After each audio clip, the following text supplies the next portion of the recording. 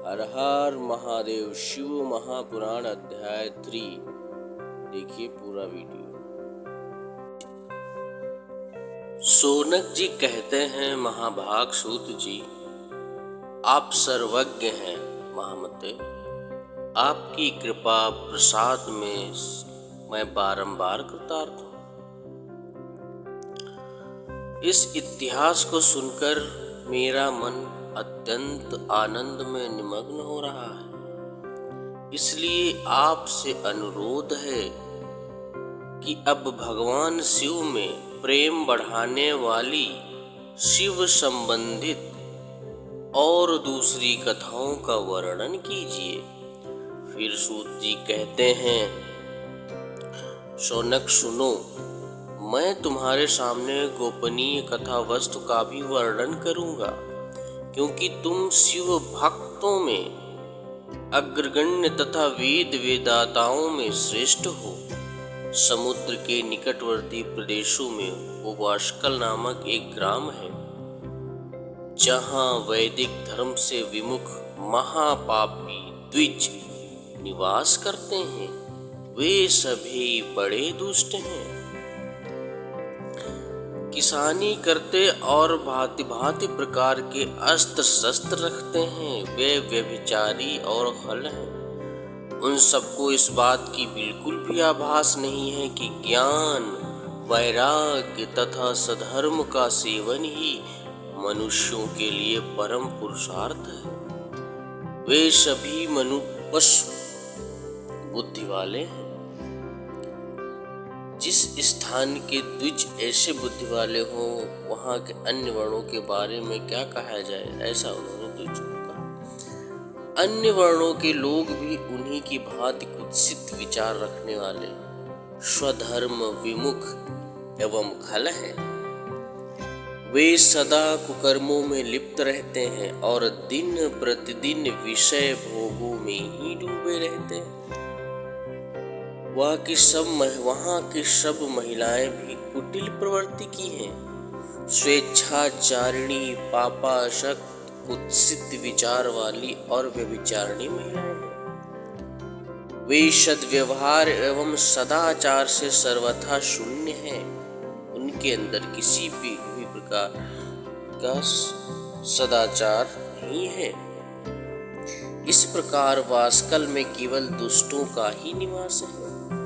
उस वासकल नामक ग्राम में किसी समय एक बिंदुक नामक ब्राह्मण रहा करता था। वह दुरात्मा, महापापी और बड़ा ही अधम था।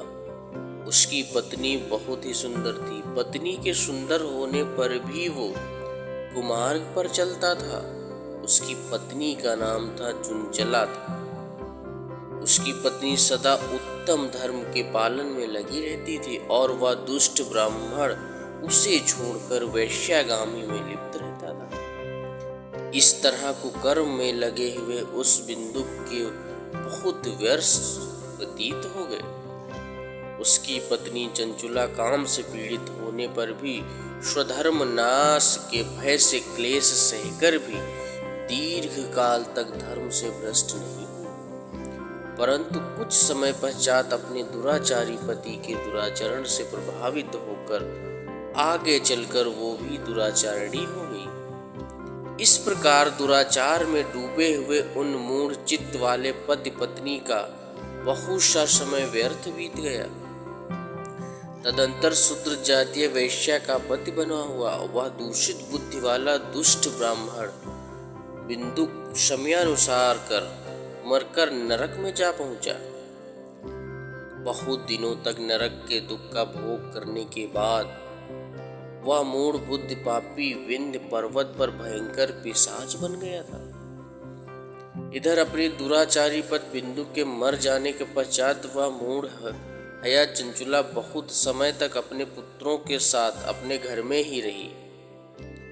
एक दिन देवयोग से किसी पुण्य पर्व के आने पर चंचुला अपने भाई बंधुओं के साथ गोकर्ण प्रदेश में गई। तीर्थयात्रियों के संग जाकर उसने भी उस समय जाकर किसी तीर्थ के जल में स्नान किया। फिर वह साधारणतया मेला देखने के लिए दृष्टि अपने बंधुओं के साथ यत्र तत्र घूमने लगी इधर उधर। इसी प्रकार घूमती घामती वह किसी देव मंदिर में पहुंच गई। वहां देव मंदिर में उसने एक दैवज्ञ ब्राह्मण के मुख से भगवान शिव के परम पवित्र एवं मंगलकारी उत्तम पौराणिक कथा सुनी।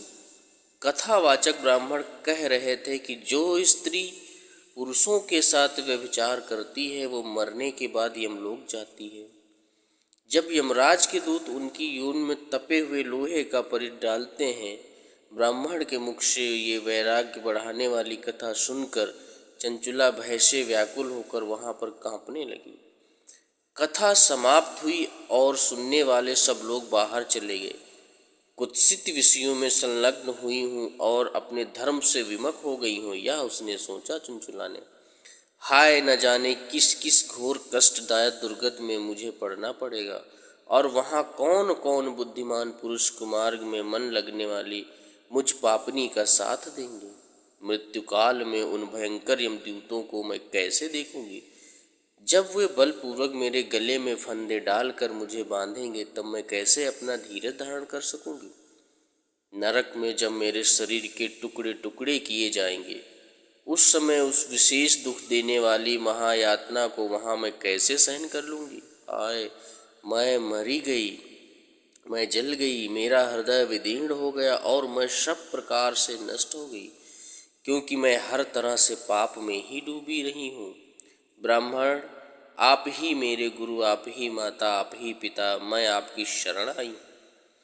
मुझ दिन अबला पर आपका उद्धार कीजिए। अब सूत जी कहते हैं सौनक, इस प्रकार खेद और वैराग्य से युक्त चंचुला ब्राह्मण देवता के चरणों में गिर पड़ी।